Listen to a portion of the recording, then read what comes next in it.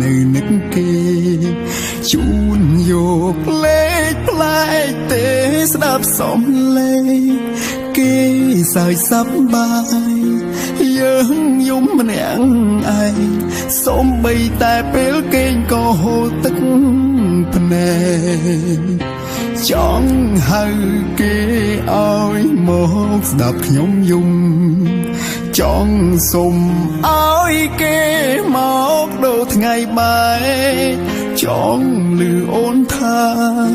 បងកុំយំពេកឆាប់ឯស្មាអូនមកបងសំឡាញ់យំរាល់ថ្ងៃយំឡើងសងអស់ពីខ្លួនអ្នកទៅស្រួលមិនខ្វល់អ្នកនៅស្ទើរឈួតមើលកំប្លែងទឹកភ្នែកចេះស្រង់ទៅរួចគេដឹងនឹងលួចហួចិត្តនឹកខ្លួនឯងពេលមិនទាន់មានស្នេហាទោះឯកាតែគ្មានអ្វីត្រូវកិននឹកសំលេ